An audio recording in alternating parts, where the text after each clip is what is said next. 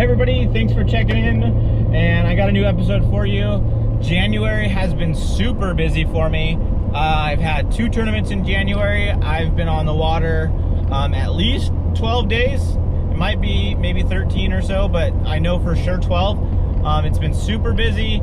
I've had a couple weeks off of work, traveling around, fishing these tournaments. It's been a lot of fun. It's been a grind, and I just want to share my thoughts on how this past month has gone. So the month of January started off pretty unexpectedly with me fishing the One Bass Arizona Open out of Lake Havasu. If you watch those videos, you'll know that it was a pretty tough event. I didn't anticipate fishing that one, but I was lucky enough to have some opportunities line up, which made it possible for me to fish that one. I'm glad I did. I need to spend more time out at Lake Havasu. I'd never been there in January before. The bite can be pretty tough in January, which it was for this tournament. The weights at that tournament at the top, I think, are a little bit misleading because a lot of people were asking me, man, it looked like the fishing was pretty good, but it was tough. There's a lot of people that were struggling to get bit. There's a lot of people that didn't have limits. There's a lot of people that blanked on different days of the tournament. And the guys at the top obviously caught them because they had some good weight, but I don't think there were a lot of bites to be had regardless of what weight you brought in. I could be wrong, but I know that there was a handful of guys talking in the promotion that One Bass was doing for the event, that the bites were few and far between. So I think even the guys that did well in the event still weren't getting the bites that they probably were accustomed to at Lake Havasu. So I was fortunate enough to spend 7 days out on Lake Havasu. I had 4 days of practice, and it was a 3-day tournament. There's no cut in the One Bass event, so you fish all 3 days. It was fun, but it was a grind. It was tough fishing. I'm glad I was out there for the tournament.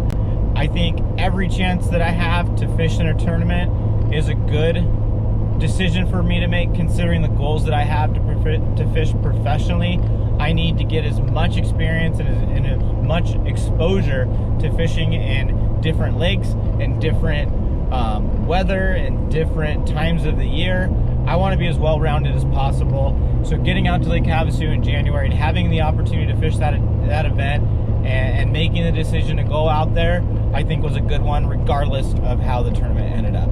So after that Lake Havasu event, I had 1 week off time before it was time to head to Lake Shasta. I went back to work for that week.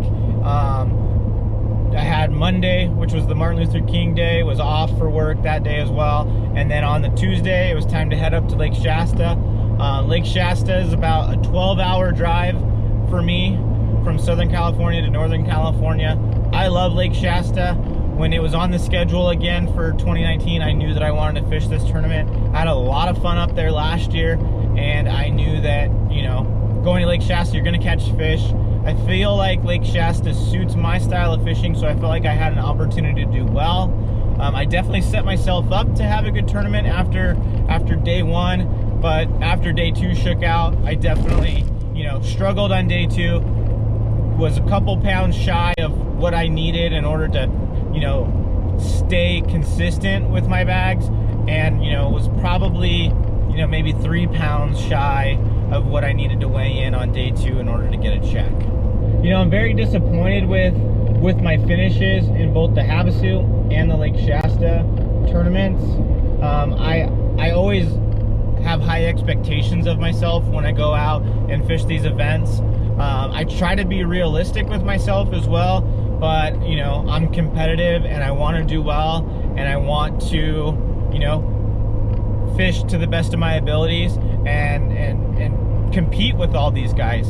You know, I feel like I am gaining knowledge and gaining experience, and I really want to compete with the best that there are out here on the West Coast, and I'm trying to do everything I can in order to do that. I still obviously have stuff to learn, but I'm not, you know, trying to let that keep me from still going to these events, keep me from fishing against the best guys out here on the West Coast, because I know over time. So January had a couple tough events in it.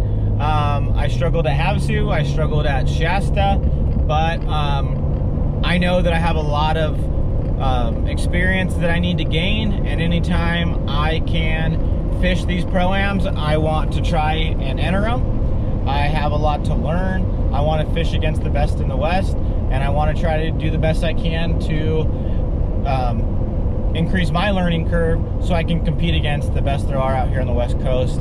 And I think the best way for me to do that is to continue to enter these events, to continue to try to compete at the highest level I can, and continue to stay motivated, to continue to, persevere, and to just keep grinding it out. I think that there's a lot of paying my dues that are going on right now. I have very minimal experience at a lot of these lakes, where a lot of the guys that I'm competing at are either locals or they've already fished a lot of events on whatever lake that I'm going to, and I just have to quicken that learning curve as much as possible. And the best way to do that is just time on the water. So January was pretty busy. The next few months are probably going to slow down quite a bit. I'm not sure what it's going to look like between now and the rest of the year. Tournament wise, I know that I'm going to fish the US Open, but that's not till like October, so I'm not sure what it's going to look like between now and then.